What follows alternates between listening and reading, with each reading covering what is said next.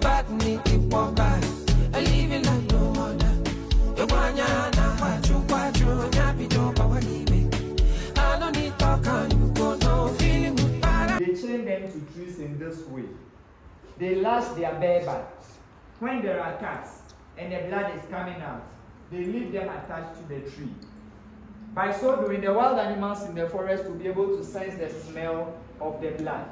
They will come closer to that individual and feed on him or her. They were not given any form of befitting burial. So in the year 1998, 2 of our ancestors who were stolen and taken to those places were brought back to the motherland here to be given a befitting burial. This was so many years after they were stolen from us.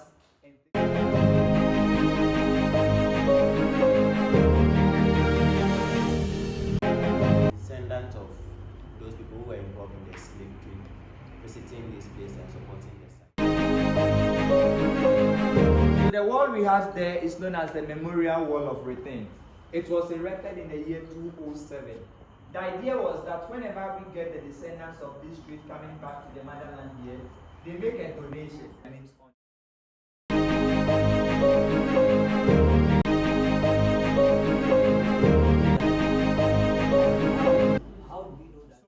After they were being sold, they continued their walk from here, so they were taken to the castle.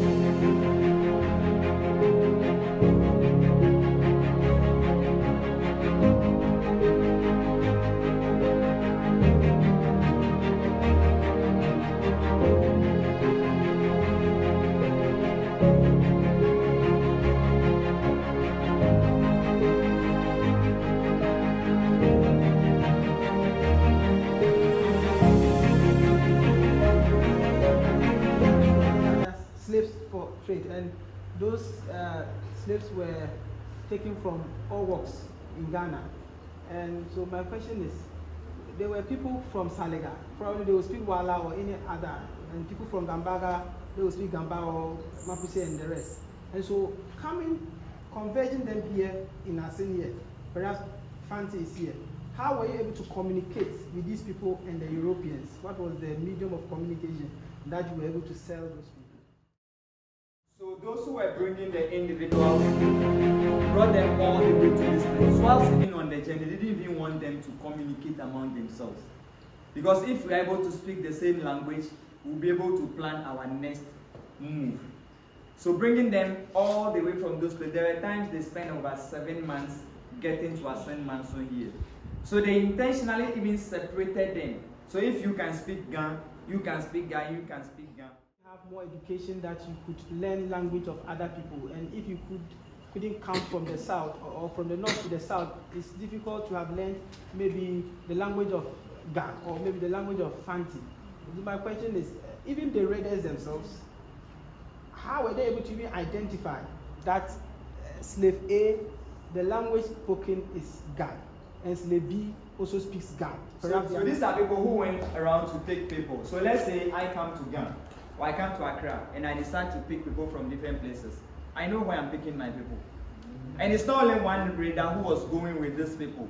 There were several raiders going through several places. So if you remember when we started, I told you some went as far as places such as Chad, Mali, Niger, Burkina Faso, through northern Ghana, through the middle till they go to Assin Manso. This work can never be done. Those who bought them. But how about the raiders? What became of with sugar? But those days, these were new innovations that our ancestors were seeing for the very first time. So out of greed, they were exchanging these individuals. Do we have a monument or something that signifies that, okay, this area or this thing that we are seeing was a greatest raider in slave trade that you can go and... In that trade, it's called Babatu. When you go to Yendi, Babatu's grave is in Yendi. But the truth is that when you see his grave and you compare to the individual that he is, you understand why they buried him this way. You understand it. He wasn't buried in any proper method. He was just buried somewhere. You see clay on it, you see some wood that is like a jack, some firewood that nobody will leave, just placed. Died and were dumped in here. Whenever we are here to make this journey, for out of respect to our ancestors for all the things they went through, that is why whenever we get here, we take up the footwear and then we can be able to go through all the way till we get to the river. It's our way of paying homage to our ancestors, giving them the respect they are due. They walked barefooted on this same path, so whenever we take our footwear, it is just our way of saying thank you to them and then going through a bit of what they went through. As I told you in the room, what we do here, I don't call it a tour. I prefer to call it an experience because it gives us a feel of some of the things our ancestors forest. Whenever we get here, we know. Do you know why? Yes, we are asking permission from our ancestors. Thousands of them died on this day. That we are coming into their presence. You'll be seeing a lot of bamboos painted red and black all the way from here till we get to the river. It is our way of mourning our ancestors because we use red.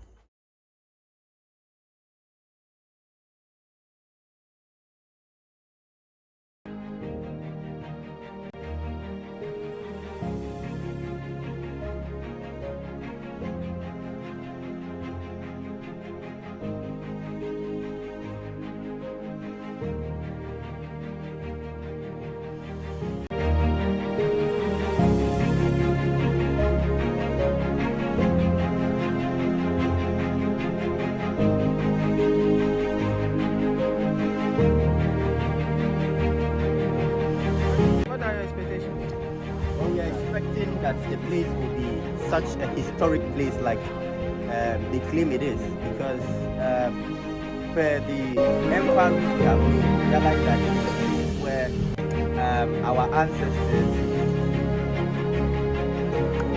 As a youth ministry, we believe that we have to explore. We need to, in addition to our spiritual exercise and activities, we have to find some other ways of having fun and education and entertainment. I said the Modi Kankano Yati Abako Simbia Ayentia Yusunya now you whom say city and I say city.